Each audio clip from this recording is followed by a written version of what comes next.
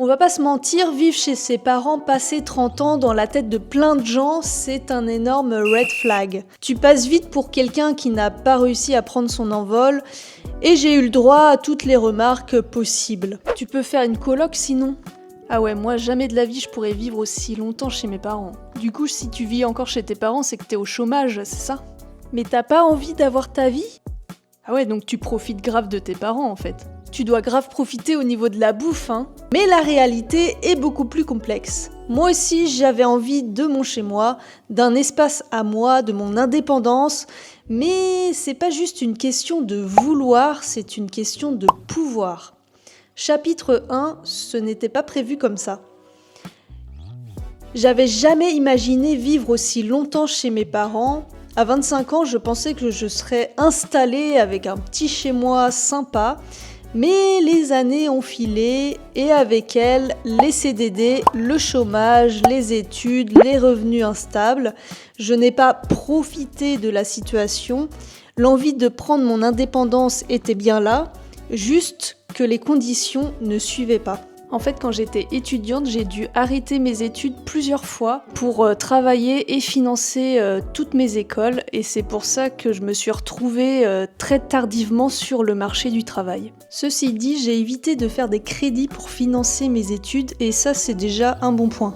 J'ai fait des études dans le graphisme, mais au final, parmi toutes les écoles que j'ai fréquentées, il y a clairement des années de perdu où je n'ai rien appris de plus. C'est un peu un regret car maintenant que je suis en CDI, je me dis que j'aurais pu l'être beaucoup plus tôt si j'avais su.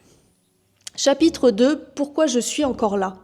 Loyer trop cher, salaire trop bas, marché de l'emploi compliqué, crise du logement, vie instable financièrement. Mais il faut être honnête, c'était pas du tout prévu de rester aussi longtemps chez mes parents.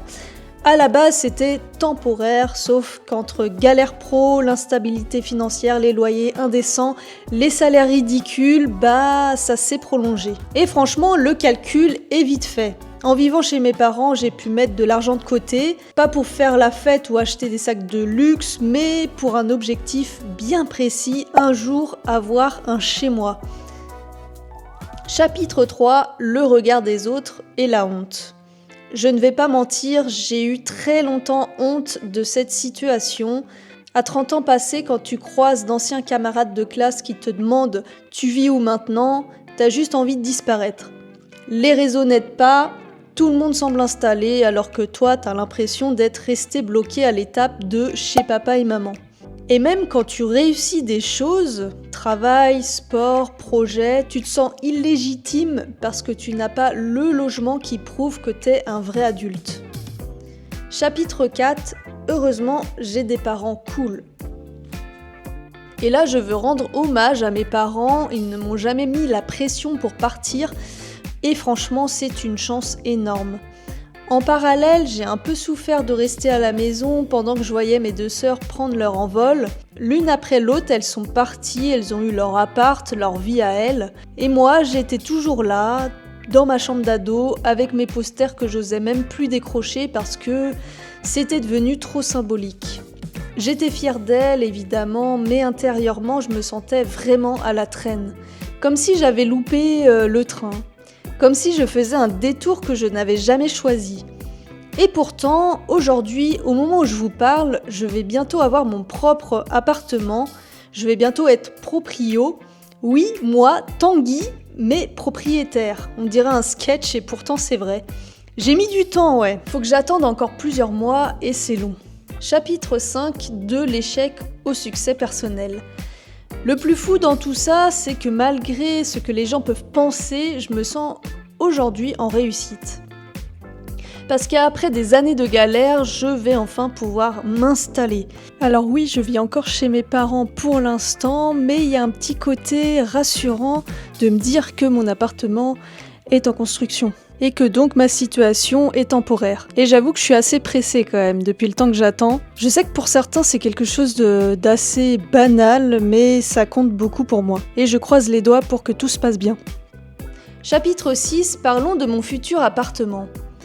Le chantier a pris du retard, c'est le grand classique des constructions, c'est que souvent ça prend du retard. Alors oui, je vois venir tous les gens qui vont me dire « Ah bah c'est cool, comme ça tu vas pouvoir mettre encore plus de côté si le chantier est là en retard ». Ce qui n'est pas faux en vrai, hein. Parce que bon, acheter un bien immobilier, c'est pas gratuit. Alors je vais pas vous dire combien d'apports je dois donner pour mon appartement, parce que oui, bon, c'est un sujet ultra tabou dans notre société. 60 000 €. Est-ce que c'est bon pour vous? 60 000 € pour une personne, oui. Pourquoi tout le monde est choqué quand je dis ça? Bah c'est Nantes quoi. Et puis bah quand t'es solo et que t'as qu'un seul salaire qui rentre tous les mois, bah c'est compliqué, ouais. Conclusion, tu n'es pas seul. Si toi aussi tu vis chez tes parents, sache que tu n'as pas à avoir honte. Chacun avance à son rythme et les chemins classiques ne sont plus la norme. Tant que tu fais de ton mieux, que tu as un objectif, que tu te respectes dans le processus, tu n'es pas en retard. Tu construis ta vie. Si cette vidéo vous parle, laissez-moi un petit commentaire et surtout abonnez-vous. Et d'ici là, on se retrouve pour une prochaine vidéo. Merci d'avoir regardé la vidéo jusqu'au bout. Allez, ciao!